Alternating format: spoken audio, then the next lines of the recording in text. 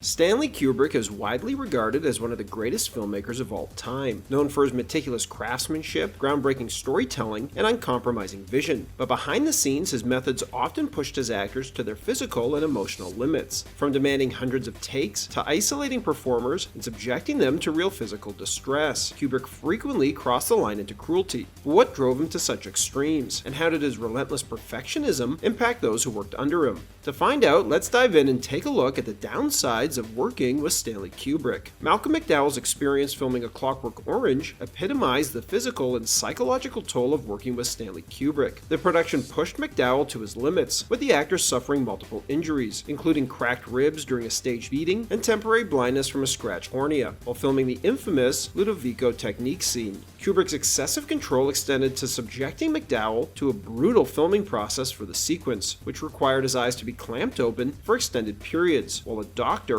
who actually appears in the film, drips saline solution into them to prevent them from drying out. Despite assurances that his eyes would be anesthetized and he wouldn't feel a thing, McDowell found the procedure agonizing, and at one point, the metal clamp scratched his cornea, leaving him temporarily blind. A week after filming the scene, Kubrick insisted on shooting an additional close-up of the eye, rejecting the idea of using a stunt double because, as he told McDowell, "Your eyes are... I can't do that." Reluctantly, McDowell endured the process again, knowing exactly what kind of pain awaited him. The repeated trauma to his eyes became a defining example of Kubrick's relentless pursuit of perfection at the expense of his actors' well-being. Yet perhaps the most painful injury was emotional. After months of close collaboration, McDowell expected to maintain a friendship with Kubrick, only to be met with complete silence once the film wrapped. The two never spoke again, leaving McDowell feeling abandoned by the director he had suffered so much for. But McDowell was far from the only actor to endure Kubrick's punishing methods. His Clockwork Orange co-star, Adrienne Corey, experienced firsthand just how relentless Kubrick could be in his pursuit of perfection. Corey, who played the assaulted wife in the infamous home invasion scene, revealed that Kubrick forced her to endure 39 takes of Malcolm McDowell bashing her about, before McDowell himself finally protested, saying, "I can't hit her anymore." This grueling repetition wasn't unique to Corey. It was a signature of Kubrick's directing style, one that he believed broke down an actor's instincts and forced them to deliver something raw and unexpected. He famously stated that great acting happens when actors are unprepared, and his philosophy led him to push performers beyond their physical and emotional limits. Nowhere was this more apparent than on the set of The Shining, where Shelley Duvall became the ultimate victim of Kubrick's obsessive pursuit of realism. Duvall's role as Wendy Torrance required her to exist in a constant state of terror, and Kubrick ensured that her performance reflected genuine exhaustion and distress. According to Kubrick's daughter Vivian, he allegedly subjected Duvall to extreme isolation, discouraging the crew from offering her any support and repeatedly belittling her while lavishing praise on Jack Nicholson. According to Nicholson, Kubrick was a completely different director when around Duvall, who demanded an absurd number of takes for nearly every scene, but none were more infamous than the baseball bat sequence, which Guinness World Records cites as requiring 127 takes, the most retaken scene in film history. Duvall spent days swinging the bat, screaming and crying until she was hoarse, dehydrated, and physically shaking. To maintain the high-strung hysteria Kubrick wanted, Duvall resorted to listening to sad music on a Walkman and recalling painful memories, but the relentless emotional strain began taking a severe toll. She started losing her hair from stress and was frequently ill. Even Jack Nicholson, who was accustomed to Kubrick's punishing methods, expressed concern, reportedly telling her, "I don't know how you do it." Yet despite everything, Duvall never bore resentment toward Kubrick. While she openly admitted that he was unnecessarily hard on her, she also defended him, believing that his treatment of her was for the purpose of enhancing her performance. Behind the scenes, she recalled moments of warmth, as Kubrick would spend hours in deep conversation with her and Nicholson, seemingly unconcerned with the waiting crew. While many have condemned his methods as abusive, Duvall later reflected on the experience with a sense of appreciation, saying she wouldn't trade it for anything, and calling the production a fascinating learning experience. Harvey Keitel's brief experience working with Kubrick in Eyes Wide Shut ended in frustration, proving that not every actor could endure the director's obsessive approach. While Keitel acknowledged Kubrick's genius, he quickly grew tired of the endless retakes and what he perceived as a lack of respect. The breaking point came when Kubrick asked him to repeatedly walk through a door.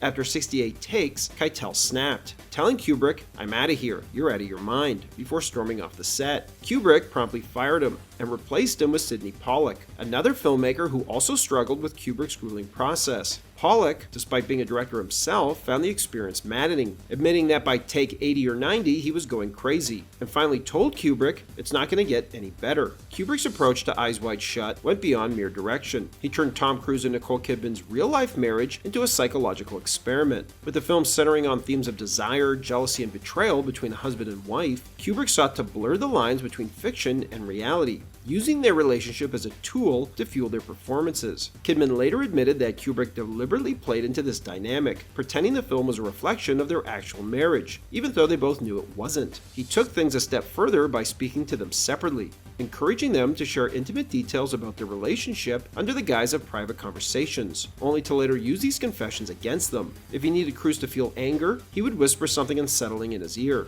If he wanted Kidman to look heartbroken, he would hint at a betrayal. By subtly manipulating their emotions behind the scenes, Kubrick ensured that the tension between them on screen felt genuine. Both actors committed themselves fully to his vision, but Eyes Wide Shut became more than just an exhausting film shoot. It became a psychological ordeal, as Kubrick reportedly used the couple's real-life issues as fodder to get great performances. Just 2 years after the film's release, Cruise and Kidman divorced, leading many to speculate that Kubrick's relentless probing into their marriage had taken a lasting toll. George C. Scott's performance in Dr. Strangelove is one of the most memorable in his career, but behind the scenes it was shaped by a level of manipulation that left him furious with Kubrick. Kubrick, wanting to push Scott beyond the serious way he wanted to play the character, asked him to perform exaggerated, over-the-top takes as a way to warm up before filming the more serious versions of the scenes. Scott, at first, resisted, finding the request unprofessional and silly, but eventually agreed, on the condition that these warm-up takes would never be used in the final film. Kubrick, however, had no intention of keeping that promise. Many of Scott's most outrageous takes, including an unscripted moment where he loses his balance, falls, and immediately pops back up to continue his rant, made it into the final cut. The result was a hilariously unhinged performance that perfectly matched the film's absurdist tone. But Scott was furious when he saw how he'd been manipulated. Feeling used, he swore never to work with Kubrick again. Yet, over time, his feelings towards the film softened, and he eventually admitted that Dr. Strangelove contained one of his greatest performances, whether he liked how it was achieved or not. While many actors struggled under Kubrick's perfectionism, Peter Sellers was one of the few who thrived in it. In fact, Kubrick was reportedly in awe of Sellers, particularly his ability to improvise and bring unexpected depth to characters in ways even Kubrick hadn't anticipated. Unlike most actors, who are subjected to dozens if not hundreds of takes to fine-tune their performances, Sellers delivered a fresh and funnier interpretation each time. His chameleon-like talent for vocal and physical disguises allowed him to seamlessly embody multiple characters in Dr. Strangelove, from the stiff and composed president to the unhinged Dr. Strangelove himself. Sellers' natural comedic instincts were so sharp that he could do what few others could: make Kubrick laugh. And for a director obsessed with controlling every detail, Sellers' unpredictability was something Kubrick embraced rather than resisted. And that's because Kubrick's obsession with excessive takes was rooted in his belief that actors shouldn't simply recite their lines, but truly live in a scene.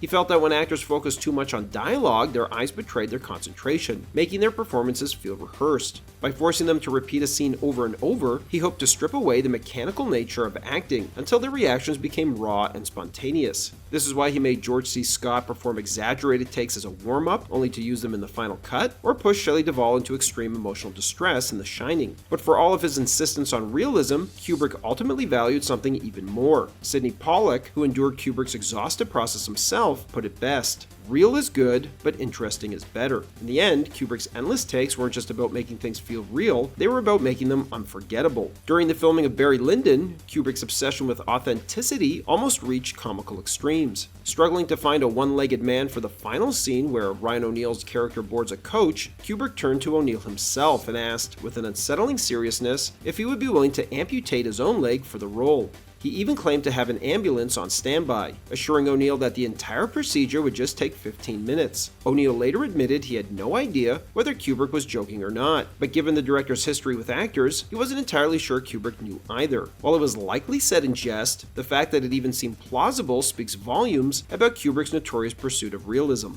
Thanks for watching, everybody, and don't forget to like and subscribe to Bullets and Blockbusters for more great content.